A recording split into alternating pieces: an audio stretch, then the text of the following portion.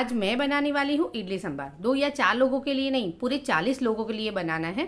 मेरे पास एक party order आया था, कस्टमर ने एडवांस में ही बुक कर दिया था। तो चलिए बनाते हैं 40 लोगों के लिए इडली सांभर। और दोस्तों, वीडियो पसंद आए तो एक लाइक और चैनल को सब्सक्राइब जरूर करिएगा। मिक्सी जार में जो आप देख रहे हो वो मसाले को मैंने हल्का रोस्ट करके ठंडा करके फिर मिक्सी जार में भर दिया है। ये 500 ग्राम तुअर की दाल है, जिसको मैंने ऑलरेडी 1 घंटे पहले भिगो के रख दिया था। और ये सारी सब्जियां जो संभार के अंदर जाएगी, जिसके अंदर है लौकी, आलू और ड्रमस्टिक। और ये चना दाल है, जिसको हमें चटनी के अंदर यूज़ करना है। और 2 नारियल लिए थे, जिसको काचली से अलग कर दिया है। अब उसके छिलके निकालने बाकी है। इडली बनाने के लिए इडली का जो बैटर है वो मैंने घर पर ही बना दिया था। और संभार का जो मसाला है वो भी मैं फ्रेश बनाने वाली हूँ। सबसे पहले मैंने क्या किया कि इडली रखना शुरू कर दिया, क्योंकि 40 लोगों के लिए इडली बनानी है तो बहुत सारी इडली बनेगी। तो एक तरफ इडली बनेगी और एक तरफ दूसरी तैयारी होती रहेगी। इडली रखने के बाद दूसरे गैस पे दाल का कुकर चढ़ा दिया है। दाल के अंदर सफिशिएंट पानी डाल देना है और फिर उसमें जाएगा नमक। नमक मैं यहाँ पे मेरे अंदाजे से डाल रही हूँ। अब उसमें जाएगी 1 चम्मच जितनी मेथी। अब कुकर का ढक्कन लगा के 3 से 4 सीटी लगानी है। 3 से 4 सीटी के अंदर दाल बढ़िया सी पक जाएगी, क्योंकि 1 घंटे पहले मैंने ऑलरेडी भिगो के रख दी थी। दूसरी तरफ मैंने जो इडली स्टीम करने के लिए रखी थी वो स्टीम हो गई है। अब उस स्टैंड को निकाल लेना है और दूसरे स्टैंड के अंदर बैटर भर के उसको भी स्टीम करने रख देना है।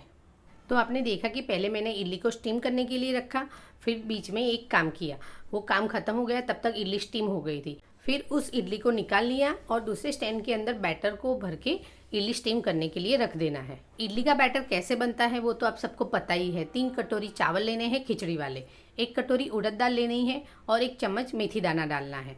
दाल और चावल को 3 से 4 घंटे के लिए भिगो के रख देना है। फिर उसको मिक्सी जार के अंदर पीस लेना है। फिर 7 से 8 घंटे के लिए बैटर को फर्मेंट होने देना है। 7 से 8 घंटे के अंदर इडली का बैटर जो है वो बढ़िया सा फर्मेंट हो जाएगा और उस बैटर से आपकी इडली बढ़िया फुली फुली बनेगी। दूसरा स्टैंड भी स्टीम करने के लिए रख दिया है। जब तक वो स्टीम हो रहा है तब तक अब दूसरा काम कर लेना है। ये मैंने जो वीडियो के शुरू में आपको दिखाया था सांभर का मसाला, उसको मैंने पीस लिया है। अब एक कढ़ाई ले लेनी है और उसके अंदर 2 चम्मच तेल डालना है। तेल थोड़ा गर्म हो जाए फिर उसके अंदर जाएगी भिगोई हुई चना दाल। इस चना दाल को मैंने 3 से 4 घंटे के लिए भिगो के रखा था और इससे हमें बनानी है नारियल की चटनी। अब चना दाल को अच्छे से रोस्ट कर लेना है। तब तक रोस्ट करना है जब तक कि उसका कच्चापन निकल ना जाए। नारियल की चटनी ज़्यादा क्वांटिटी में बनती है तो उसके अंदर चना दाल का ही यूज़ होता है। अगर आप घर पे थोड़ी क्वांटिटी में बना रहे हो तो उसके अंदर आप रोस्टेड चना या फिर रोस्टेड मूंगफली भी ले सकते हो।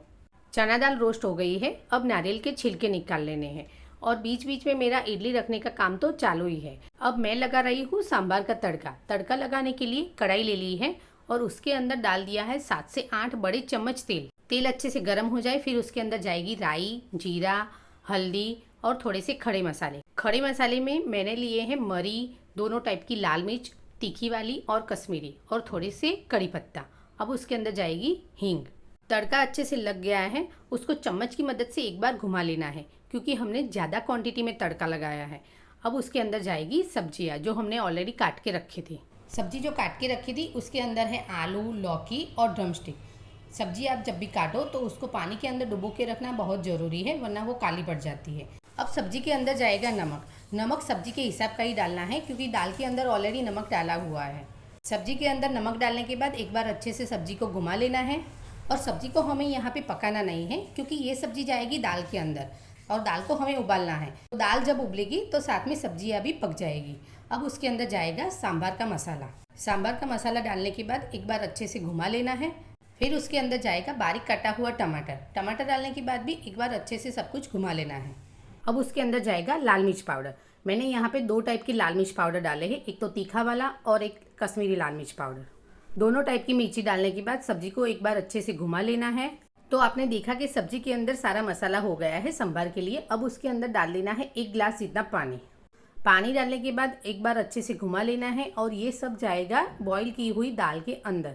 दूसरे गैस के ऊपर एक पतीले के अंदर पानी गर्म करने के लिए रख दिया था, जिसकी वजह से सांभर जल्दी से बॉईल होने लगे। अब उसके अंदर डाल देनी है बॉईल की हुई दाल और फिर उसके अंदर सांभर के हिसाब का पानी डाल देना है और एक बार चम्मच की मदद से घुमा लेना है। अब इसके अंदर डाल देना है सांभर के लिए जो तड़का लगाया था वो, और फिर चम्मच की मदद से एक बार अच्छे से घुमा लेना है। और सांभर को मैंने आधे घंटे के लिए उबाला था। आधे घंटे के बाद बढ़िया सा सांभर बनके तैयार हो गया था। और बीच में मैंने चटनी को भी पीस लिया था। अब उसके अंदर मैं तड़का लगा रही हूँ।